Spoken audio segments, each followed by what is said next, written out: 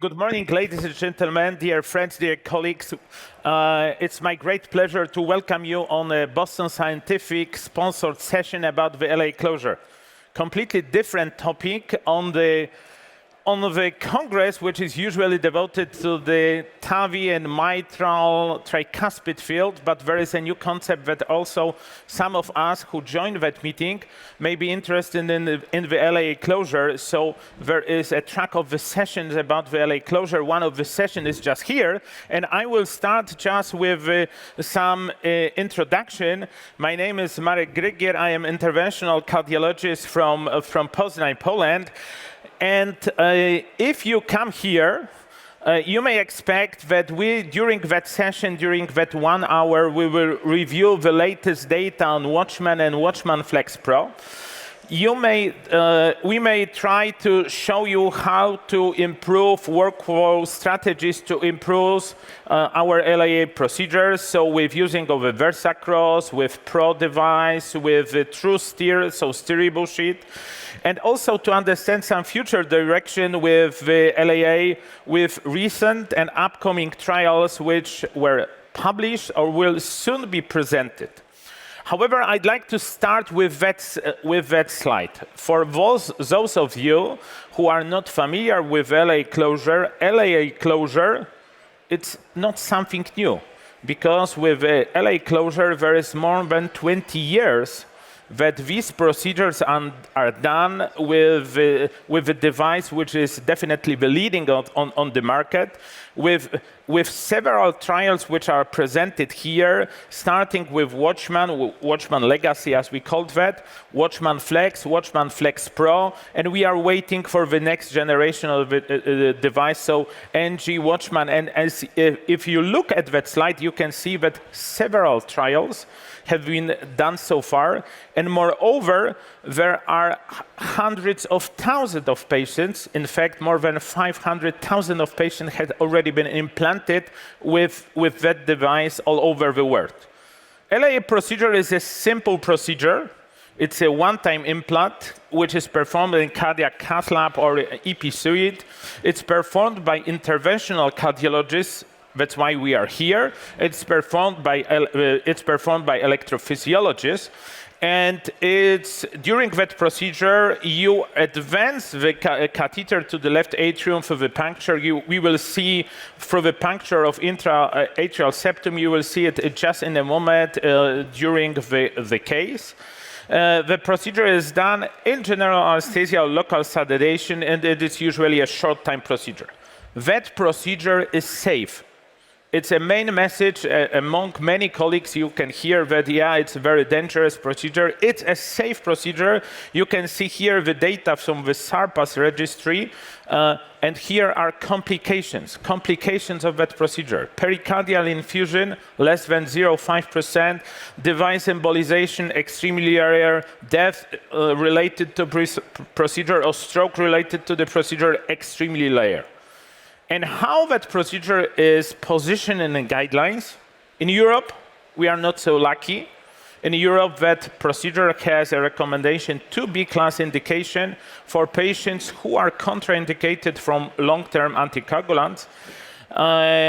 However, in the US, according to the same data, that procedure has 2A indication, so for patients who are contraindicated for all anticoagulants, and moreover, as a 2B indication, it's a choice of you, and a choice of you as a physician, and a choice of your patient if you want to have your appendage closed or you want to take oral anticoagulants till the end of your life.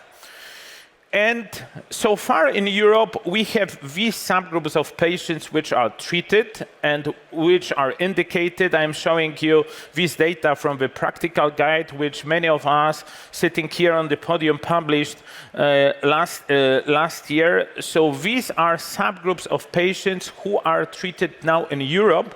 But we are thinking, and during that session, we will talk about broadening of these indications. I'd like to remind you that there is an app. You can ask questions during that session. We will try to answer. So if you want, and we want you to be as interactive as possible. Please ask questions. There will be a time for discussion. However, with that, I'd like to ask Ignacio Cruz Gonzalez to show us some data about the next generation LAA closure devices. Ignacio. Thank you.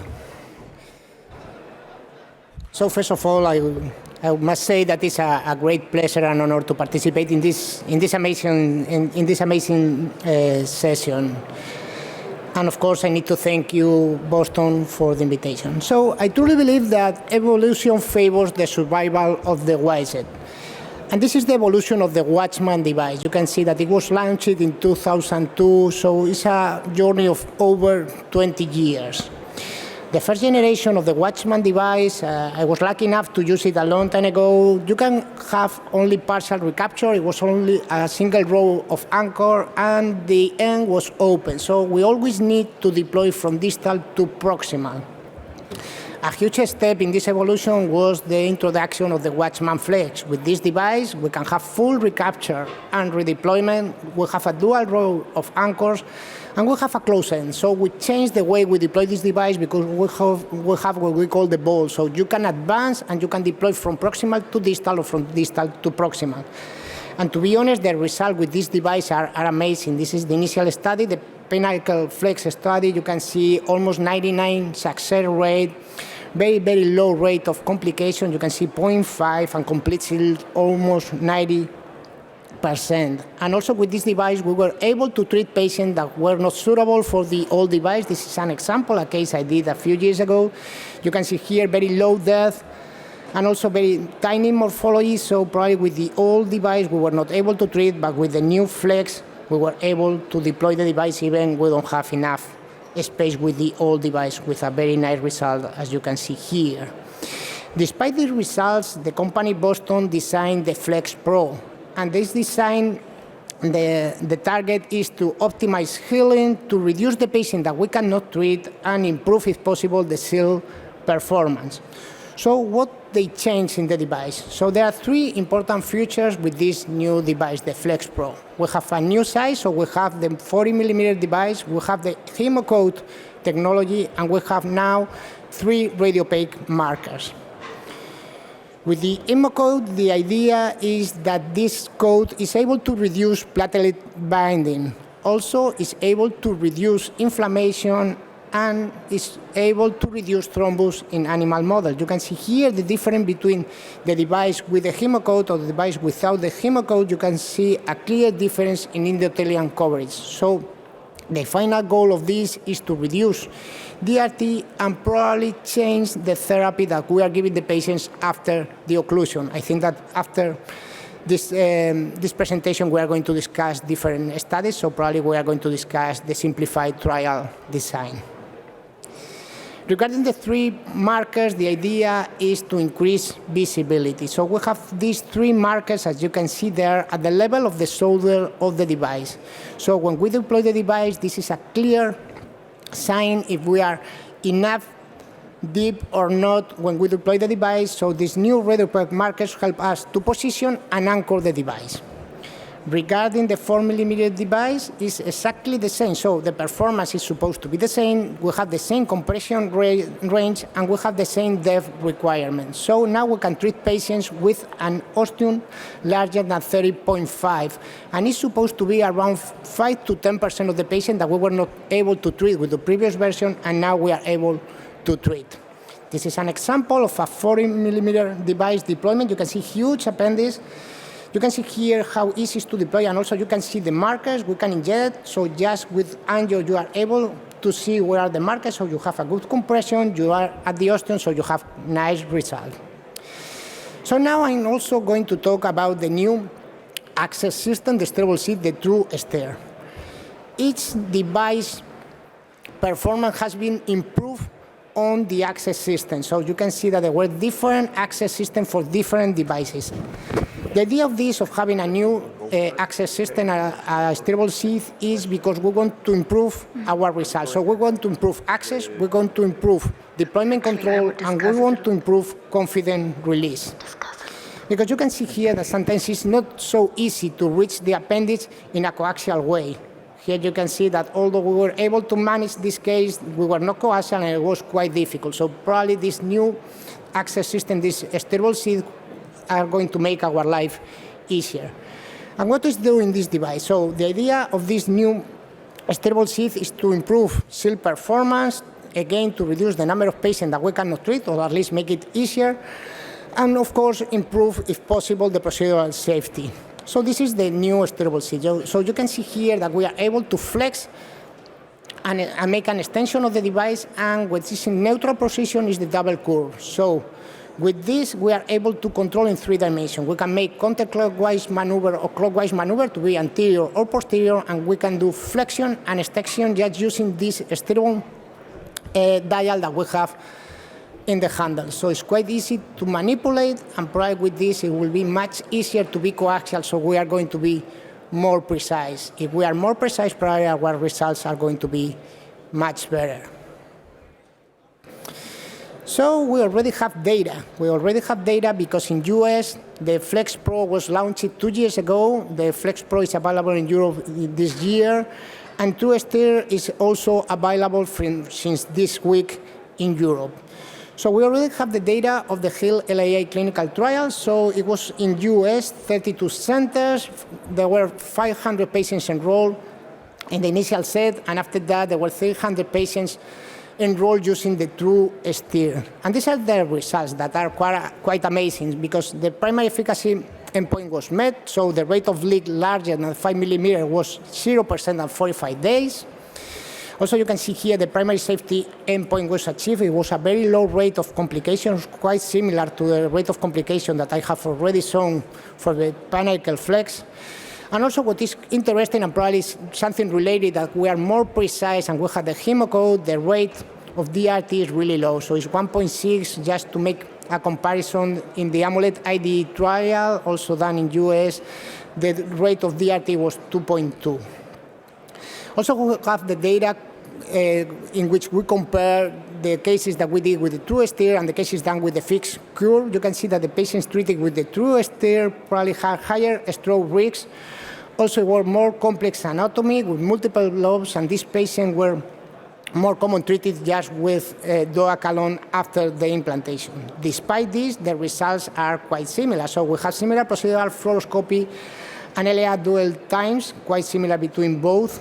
Also, you can see here that using the TrueSteer, the success rate was 99.3% procedural success, and what is more important, at least for me, there was only 1 patient in which the device was not successfully implanted. So it was only one that the investigators were not able to implant the device using the TrueSteer. Compared to the fixed curve, also the results are quite good, 96.4% success rate, but there were 9 patients that were not able to implant the device. So probably with the TrueSteer, although the anatomy were more complex, we are able to treat more patients, and hopefully we are going to treat all the patients with the combination of the TrueSteer and also the Flex Pro 40mm device. And the device here was quite similar. As you can see here, was quite similar in the cases treated with the TrueSteer and the cases treated with the fixed curve. Again, we need to remind that were more complex, multi-lobes, and larger appendages. And finally, just want to share with you the low rate of DRT. It was just 0.7% in the patients treated with the TrueSteer plus the Flex Pro.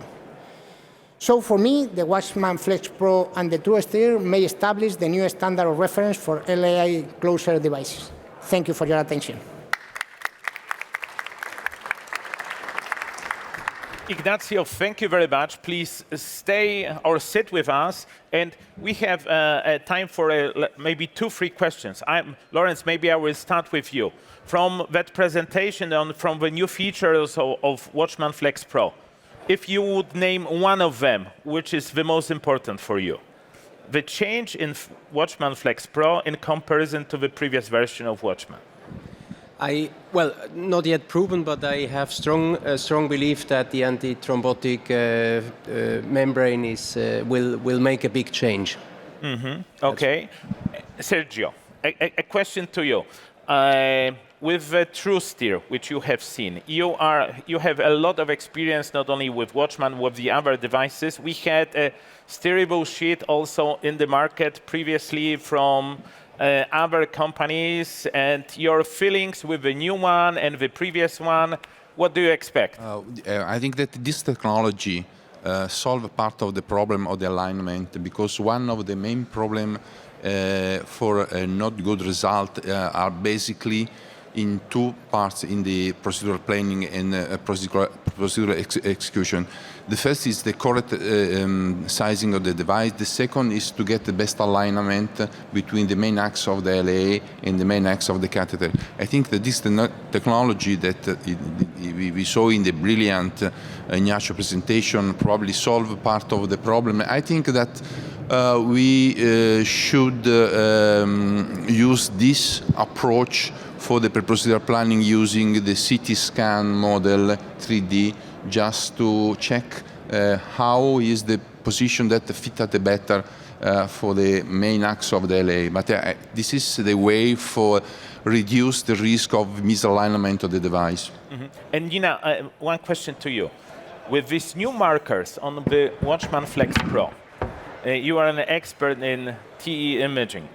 Do you think that we will still need a CT assessment before, or we can become really coaxial thanks to these markers? What do you think?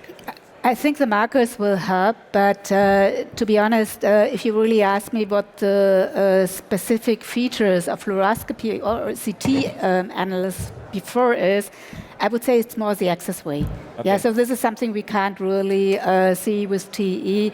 So I think it might help, especially for people who want to learn the procedure, but CT will stay for the access way. Okay. So it's another question, but it has its road. So let's move forward, and now I will ask Carsten Skirk. Let's see a recorded case of LAA closure with WATCHMAN Flex. Carsten. Yeah, good morning. Thanks for having me, and it's actually pretty nice to present this case because it builds on the former presentation by Ignacio. So we have different workflows in the CAS lab, and appealing is to have CT for pre-planning, then do the procedure with the conscious patient in the CAS lab together with ICE, and then do the follow-up with CT imaging. We know that CT is really sensitive for detecting DRT and leaks better than TEE. But because of different considerations, the normal workflow is you have a TEE, and you can have that for pre-planning, but usually the procedure is done with TEE under conscious sedation, and the follow-up is done by TEE as well. And this has some disadvantages, and therefore ICE actually is preferable. The disadvantage of ICE is that it's really expensive and there are reimbursement issues, but advantages, you can speak with the patient on the table. It's like a coronary angiography. You don't need conscious sedation, and you don't need an anesthesiologist if you do it in intubation.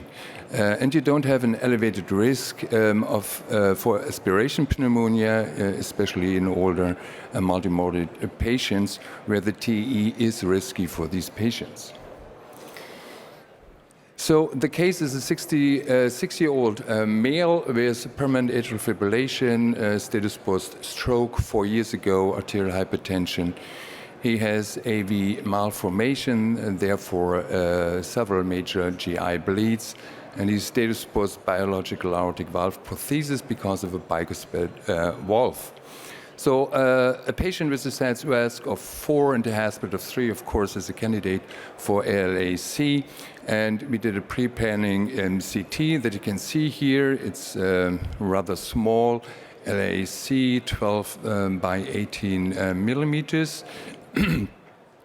And the anatomy is a little bit challenging. We can discuss this afterwards. You see here that the LAA is it's not going off really anteriorly, and you have some weird angles from the fossa ovalis to reach the LAA ostium. So with pre-planning software, you can basically digitally implant different devices in different positions. And you see here that a WATCHMAN FLX Pro 20 millimeters distally implanted seals the LAA, so there is no leak. And you even could, and that's the advantage of the device, implant a 24 millimeter device, but you would have a small shoulder there. And therefore, we decided to implant it distally and use a 20 millimeter device.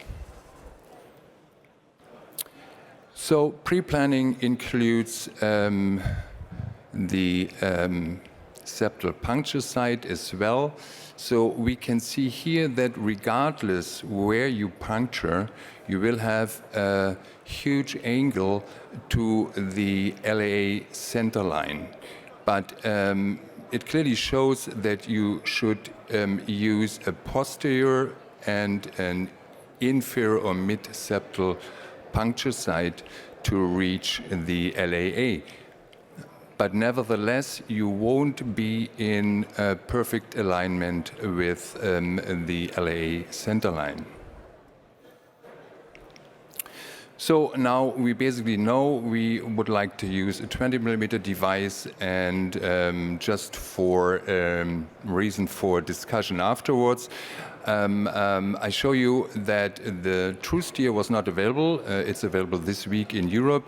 So we used an FXD curve sheet and the VersaCross Connect. With the VersaCross Connect, you can pre-bend your sheet. You just exchange it. And in the right bottom picture, you can see that it's pretty easy. You have the VersaCross wire, your FXD sheet with the VersaCross connector. And then you just puncture. Of course, you can do one side or both sides. We usually do both sides, 12 French for the ICE catheter, and then on the other side, your delivery system. And then you just, advance your ICE to the right atrium. And once you are there, you look for your home view with a tricuspid valve. And then you advance your sheet, adjust the VersaCross wire,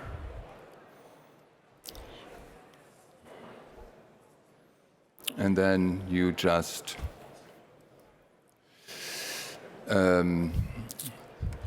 put your eyes in the position, and you can have, that from TE basically a bicable and short axis view, where you see the septum from the right atrium. And then you go down with your sheet into the fossa and you see your tenting.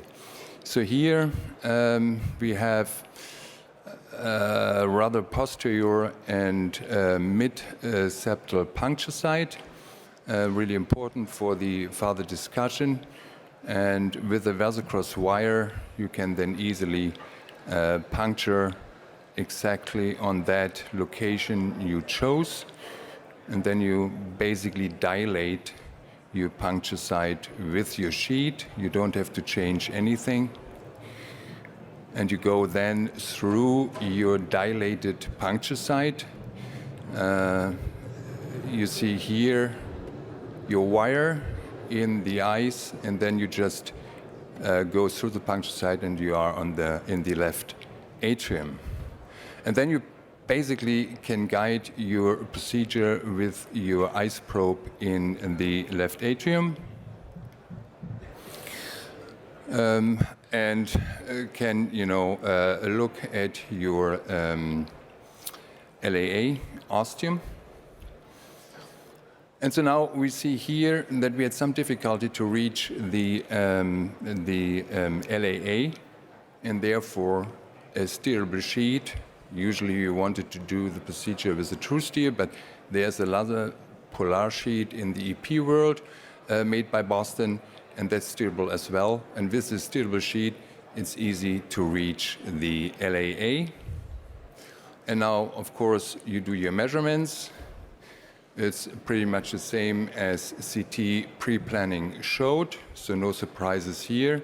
You can do the same with your ICE probe in 3D MPR, as you are used to have in your TE fuse. You can measure your ostium, and now you have to exchange your polar sheet, which true steer you don't have to do. True steer you can directly implant back to the FXD curve, and then implant your device. So here you have the pre-planning, and here you have your device sitting distally. And as I showed you, you could use a 20 and 24 millimeter device, so we used the 20 millimeter WATCHMAN Pro. Here you see your markers, and if your markers are aligned, then you can measure first the tug test, and then you can measure basically your compression, which we did. Imaging in ICE, you see your device here, here, and it's at the ostium and looks nice. So compression, I told you if you are aligned with your markers, you can measure the compression. It's 25%. It looks like this. I like to oversize a little bit all the time. And final step is then to look for leaks. There are no leaks at the device. And then you are done. And basically what this case illustrates that even if you think that it's an easy case, it can get a little bit more complicated. You have now the possibility, starting this week in a pre-market release, to have the TrueSteer delivery system with VersaCross Connect for really safe interatrial septum puncture with one sheet and one wire. So this is really safe and efficient. The steerable sheet is really good for complex anatomies in order to help align your device with the center line of the LAA. And we spoke about that. The WATCHMAN FLX Pro may shorten the need for intensity or time of post-procedural antithrombotic therapy. And with the CLOSURE F study, we just showed that that is really important to do that. So we have new technology to shorten the intensity and time of the antithrombotic therapy. And still, it is really important, and keep that in mind, to have the optimal transeptal puncture site located before your procedure. Thank you very much. Carsten, thank you very much. Excellent case, excellent example how the new workflow in our cath lab looks like. Maybe I will start discussion, Nina, with you. How you see the role of ICE imaging in these procedures? In other words, who will be operating the ICE machine? You as an experienced operator, or interventional cardiologist should do that? There are different strategies. What is your opinion? Well, I think at the beginning it might be most likely that the imager is running the ICE probe, or at least the interpretation and the dealing with the machine, with the echo machine, will stay in the hands of the imager. So it's still a combined procedure. So if you have a lot of experience, some operators do it themselves, the steering. I know, Sergio, you do it, Carsten, you do it. You steer the ICE probe by yourself. And I think it's a good combination, but you need an imager on the echocardiographic side. Marek, there's an interesting question because the auditorium really observed the case closely, Carsten, and there's a question coming actually from two different person here in the auditorium. Do you think the transeptal puncture side in your case was a little bit too high? Definitely. Definitely it was too high. More inferior would have helped. But so that tells you that it is forgiving for a steerable sheet. But here you could see that without it, it would have not be possible to reach the LAA ostium. So farther inferior would have been easier, definitely. And Sergio, in your cath lab, because Sergio and then I ask Ignacio, with the eyes, how you are now approaching your procedures? All procedures are done only with eyes, or how it looks like in your lab? In our lab, only eyes with local anesthesia. And just to reconnect with what Nina was saying, the involvement of the imager in the procedure is essential because the interventional cardiologist is, of course, very expert in catheter manipulation, but the know-how of the imager for managing and elaborate the imaging, in particular, if you move to the 3D, is essential. Because when we decided to involve an imager in the procedure, we observed an improvement of the quality of the imaging that we are able to obtain.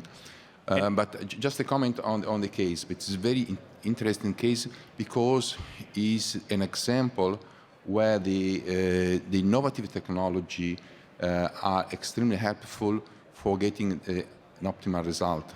We had a pre-procedural planning using a mathematical model to predict the result. So the correct sizing, the correct position of the device, a new imaging technology that provides with the patient in local anesthesia all the information you need with an excellent visualization of the anatomical structure for guidance, the procedure, etc. And finally, the use of the new device technologies with a new device, with a new steerable catheter. All these aspects are key of success for the procedure. Ignacio? Yeah, in my lab, we are using micro or mini T probe for the last probably 7 years, just with local anesthesia, mild sedation. So the workflow in our center is CT pre.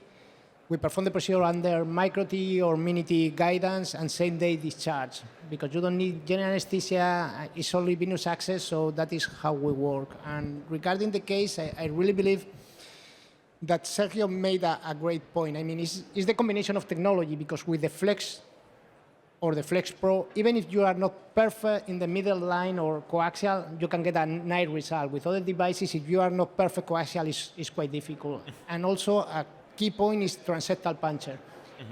Because the true steer or any steerable sheet are not going to correct your transeptal puncture. It's going to help to be more coaxial or be more precise, but it's a key point that we need still to focus on transeptal puncture. So you have heard two ways of doing that. One with eyes, the other one with mini T or micro T. And Jan, in your lab, how it looks like? Well, I'm a from a poor country like UK? Yep, poor country is slightly different at the moment. It's single stop. Patient comes with clinical indication, and we do sizing with theory on the table, implant device, which is the way how to save beds, etc., etc. Bottom line, this procedure is developing. There's more operators coming in. We will hear studies, EP people, structural people. We need to make sure it's a safe, good outcome. So it might not be universal solution for each individual hospital, each country. Bottom line is safety. In expert hands, this is preventive procedure. We need to have the best possible result. I look forward to have the steering which will stop needing my nerves rotating. So I really look forward having hands on it because it looks like another simplification. But poor country, one day stop, all sorted in one day. And Lorenz, I will finish with you. You want to say rich country, but we cannot afford ice in all procedures. We do like 150 a year, and for that we bought actually a mini TE. It's like equivalent to 15 eyes, and with that it works perfectly. Mild sedation, mini T, quality is perfect with a good imager. You can really streamline, but 100% VersaCross, because the puncture is essential, as you have shown, and I think the time is over for a needle-based approach. You really need to be precise and limit the risk of pericardial effusion during transeptal puncture. So I really believe VersaCross makes a big difference, and now with Connect, even more efficacious. Yeah, okay. Carsten, VersaCross, Connect. Do you think that these new developments will really change our field? Yeah, it's the same as in rich Switzerland. We use VersaCross for all procedures now because it's just so much easier. And you saw that you basically need one sheet and one wire. That's all you need for the procedure. You don't have to exchange anything.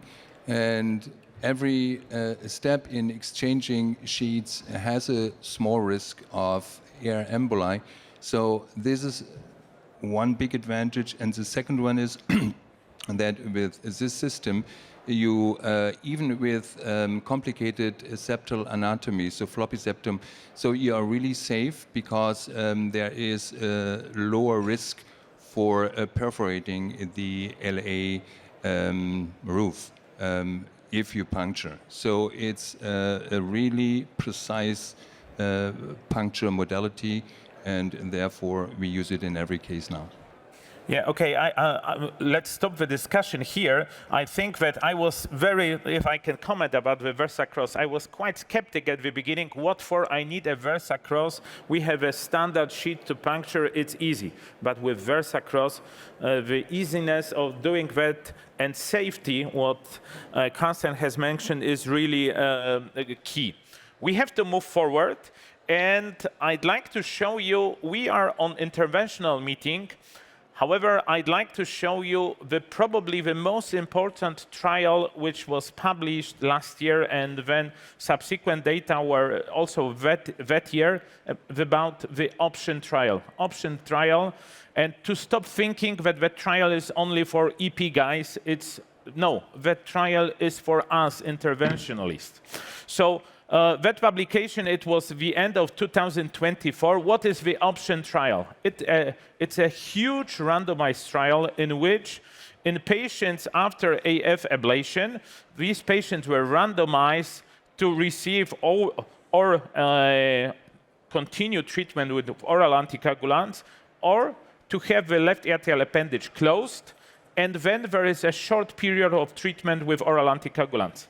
And there was a 3 years follow-up, and moreover, that procedure, the LAA closure with ablation, could be done as a concomitant procedure, and, however, could be done also as a sequential procedure. So 40% of the patients had done it on the table by electrophysiologists, but 60% of these cases were done as a sequential, so it was 3 to 6 months after the ablation, and these procedures were done mostly by us, interventional cardiologists.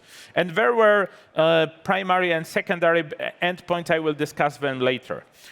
So typical population, maybe not so high-risk patients, slightly younger than a typical population for patients for the LAA occlusion. However, the success of the procedure was also quite high, as you can see, almost 99%. What about the primary efficacy endpoint? So the question is, if instead of oral anticoagulants after ablation, can we, instead of oral anticoagulants, close the left atrial appendage, and is this as effective as the other treatment? As you can see here on that slide, these two treatments are equal. there is no difference regarding to stroke mortality or systemic embolism. Moreover, in the trial, if you look at some endpoint outcomes, what is here quite important is that the ischemic stroke was exactly the same on both arms. There were in the past questions raised that probably, yeah, you are closing the left atrial appendage, you are reducing the rate of hemorrhagic stroke, but the ischemic strokes are higher. No, it's not true. In the trial, it was shown that they are exactly the same. And what is the second endpoint, which is quite important here, that if you close the left atrial appendage, your patients will bleed less than patients who are continue on oral anticoagulants. You can see that there was almost 60% relative risk reduction in major and clinically relevant bleedings not associated to the procedure. However, even if you take into account the bleedings related to the procedure, there was still a significant difference in favor of the LAA closure. The differences were exactly in all these groups. The study results were exactly the same. However, there was also the second paper published this year looking separately on both these subgroups of patients, patients treated as a concomitant or as a sequential cohorts of these patients from the trial. And what you can see in that concomitant subgroup of patients, primary efficacy and primary safety are exactly the same, but that part, I would say, is more for electrophysiologists, but that part is for us. So interventional cardiologists. If you look at sequential procedure, the efficacy and safety is exactly the same. So, in other words, if you have a patient, there is a very active program of doing ablations at your site. Try to discuss with your colleagues, with EP colleagues, yeah, there is a trial which showed the data which I just presented. We can start collaboration. We can teach you how to do this LAA closure procedure during the ablation, or if there is a reimbursement issue, remember that we can try to collaborate and think about doing these cases as a sequential one. So 3 to 6 months after AF ablation, we can go ahead and try to do the LAA closure in that subgroup of patients. So these are the results of the trial, and I will stop here, asking a question maybe to some of you from the panel, how it looks like in your center. Lawrence, I will start you. You have already taken the microphone. How it looks like in your center with doing these patients after the option trial? So, I mean, one consideration is the tariff that is provided in your country. We just got a tariff now for combined procedures, and that's why we joined the teams. We work collaboratively with the EP colleagues, and whenever we do a risk stratification by CT, which is anyway done prior to PVI, and there we look at the anatomy, and if the anatomy is not very challenging, we opt for a combined procedure where the interventional cardiologist actually joins the EP colleague. Of course, that will depend on the individual experience the EP person has, but in Bern we do that jointly together, and only in case of more complex settings we decide to go for a staged intervention. But obviously the precondition is that it is paid. Yeah, it's in Switzerland it's paid. Jan. Okay, well, just be short. Our EP doctors who are not done started training in how to do ablation, and I'm slightly provocative, and Horst Sievert would agree. Actually, structural doctors started learning ablation because having Farapulse on ice, so I can imagine there'll be some interdisciplinary development of a skill. So currently we plan it because it's not funded as a double, but we are training people from those respective specialties. Mm-hmm. Any other comments from this side? Ignacio? Yeah, We participate in the trial, and in the trial we did most of the cases sequential. But now we are moving, but we are doing the cases. What I'm trying to say is that when they have the puncture, they have the wire in the left upper pulmonary vein, it's quite easy for us to go there and do the case. So we are moving from sequential now to combine in the same procedure, because now I really believe that they feel that it's a safe procedure. We are not going somehow to make any problems in their procedure. So they are happy to welcome us to their lab to do the case when they have finished the ablation. Mm-hmm. And Carsten, I will finish And in with Germany, you. it's not reimbursed yet to do it combined, so we do it sequential. The sequential, yeah. So as you can see, 2 ways of doing this procedure. In some countries, it's possible to do as a concomitant, US, Switzerland, I don't know if somewhere else. But in the other countries, remember, these cases could be done as a sequential cases, and start the collaboration with your EP colleagues. There is a huge number of patients who could be treated. We have to move forward. Jan. Okay, so see, all of you obviously means the future of appendage closure is bright. So we know the evidence, obviously with a lot of studies, it started Protect AF, that WATCHMAN old version works better than warfarin, which was then validated Prevail. Then we look more into patients who were kind of non-inferior to DOACs, because original studies only warfarin, and we just had an option. So there is already, but there are limitations, because early days we as a doctors had to learn the procedures, so there were some risks, 5% effusion, early studies, procedural stroke. It's much better since, because experience grew to hundreds and thousands of individual centers and a relatively small sample size. So option, again, we discussed, it's slightly specific subsets. So there are a couple studies which were presented as of the press last week, AHA, which I mentioned briefly, the patient who were ablated, and then this was more how often your arrhythmia occur and whether you actually need any anticoagulation, which obviously secondary indirectly could suggest whether you still need to close or not. So in that study, we saw that actually despite ablation success, there was no decrement in the risk of stroke or embolism.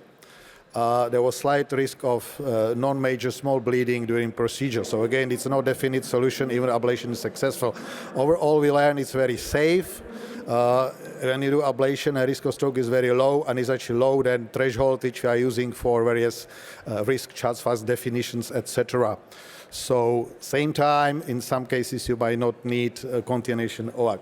So while we are proceeding, the ablators are proceeding as well. So now it's question back to, as we see in the option, which patient then we need to sub-select. So heart brain meeting or structural and EP meeting still allow very well with body of evidence which we gathered. Another study perhaps created some steer, was very broadly defined historical study of closure AF, which was intending to be non-inferior when you do appendage in a broadly selected patients with composite point of stroke, embolism, cardiovascular death, and bleeding. So we didn't reach quite target, but we still learned a lot of very good lessons. We learned, is a historical study, there was rather a lot peri-procedure bleeding. Again, we are much better than that. So it again shows that we need to move on in our studies with latest technology and getting more answers. What was definition of cardiovascular death? And again, we know that impact of procedure, we learn from Protect original studies over the time, because it's a lifetime protection. From appendage, you don't need anticoagulation, because your anticoagulation risk you carry with you for the rest of the life. So what we need to do to implementing this wider, we need to make sure the benefit in terms of preventing stroke and preventing bleeding, it's balancing risk of complication. And again, for that, we got all those exciting studies which are covering broader risk. High risk patient is a LAAOS IV for patient low risk, and that's the study which might change the scene, and appendage might become fifth valve on this meeting. And then whether we can simplify after successful appendage closure our medication. So LAAOS is building on the success of LAAOS III. As you know, it's surgical, it's well-established therapy. When you do surgical operation, you take appendage out. So it's a question whether we can do same if you do it percutaneously. And we also know there is still a group of patients with AF which, despite anticoagulation, have risk of another stroke, another ischemic stroke. So we need to find out whether appendage closure on the top of it can justify that. And we know this patient, again, as I said, higher risk, 30% of the patient go to higher risk from CHAF definition. So their risk of stroke is not negligible.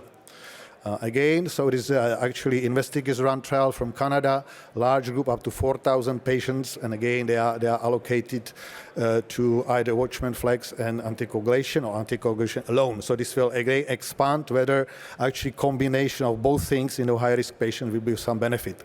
So we are waiting for the study, which is ongoing. Outcome will be defined when we reach event-driven number of patients in that high-risk group. So there's one study which might be significant contribution and since changing. Second one is just to simplify post-procedural anticoagulation. Professor Cruz already mentioned. So whether what you do only aspirin or reduce NOAC or very good adapt. So, and again, we'll be studying composite endpoint of death, stroke, systemic embolism and bleeding in 6 months and secondary after 12 months. So it will tell us whether the appendage itself can a simplified regime after, again, avoiding any risk of bleeding with anticoagulation or anti-aggregation. And here you see the study run. Again, it's a large study, so it'll be up to almost 2,000 subjects. So the body of evidence will be vastly bigger once we are ended of those studies. And finally, the biggest one, and I think 2026 might just be a year of appendage closure, is CHAMPION AF.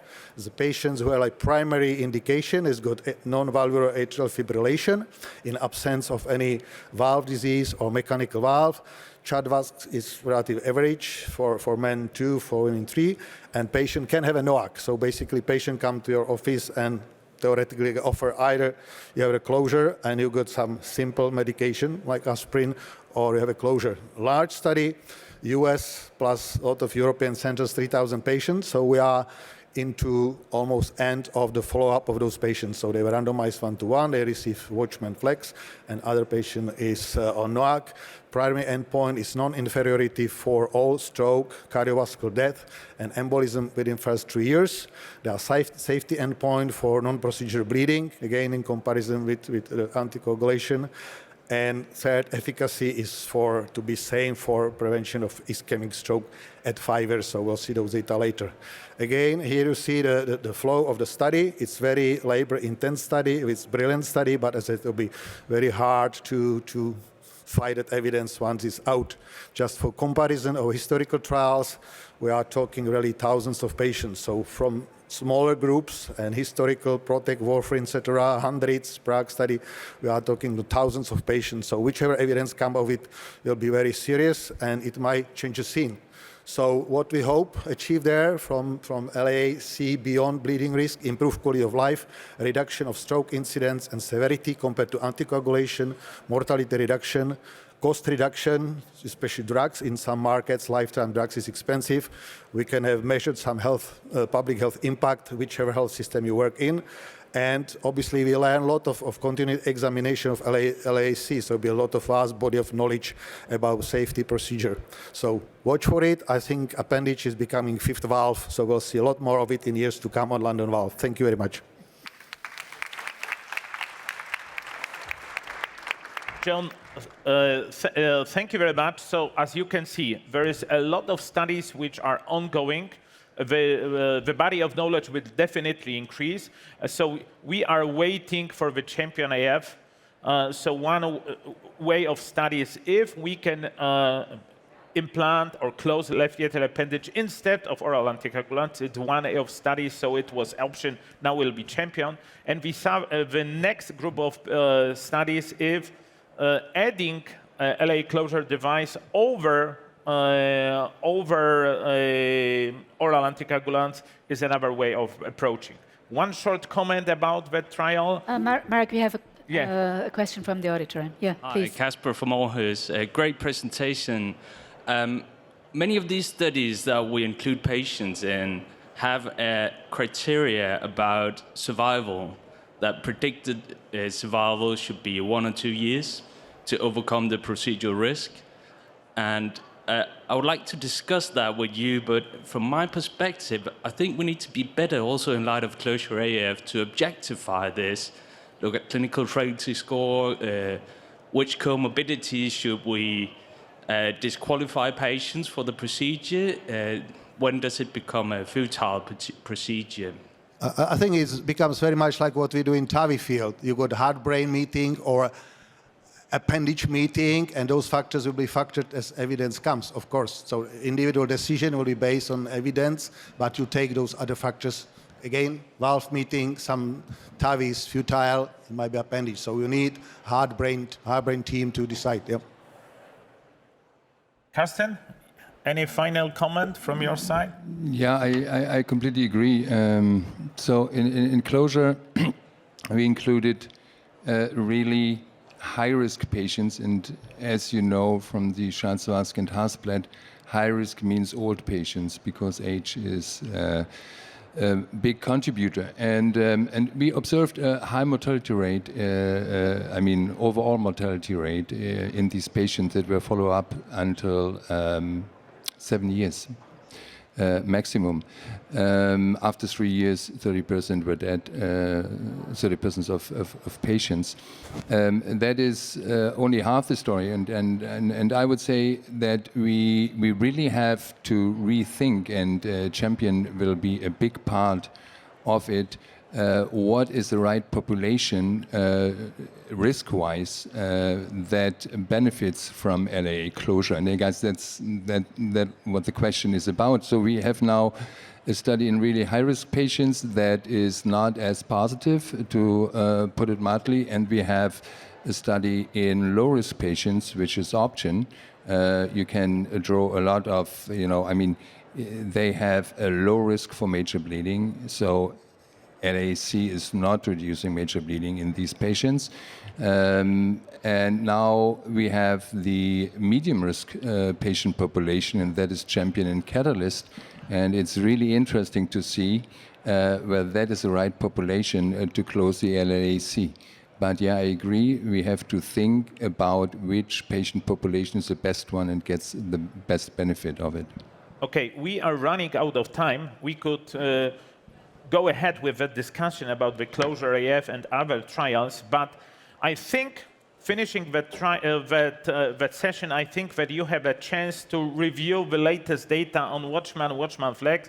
We are able to observe how the new strategies or workflow should look like, and you may understand how these the new trials will change the field. However, I'd like to finish with that slide. So far, the most important thing is to increase therapy awareness. So even in Europe, with the indications I like here, taking into account that maybe treating the too sick patients is not a good option, think if your patients are patients who could be treated and who may benefit for the LAA closure. With that, I'd like to thank you, all the panelists, and especially you who came to that session. I'm very happy that the LAA closure session was very well attended here. And I'd like to invite you, there are another session, another Boston session. It's in the afternoon about the LAA closure with excellent speakers. Jens-Erik Nielsen-Kutsk will lead that session. John Kem will also join that session, and other distinguished speakers. So please come also to the other session on the LAA closure. And thank you very much, and enjoy the rest of the Congress.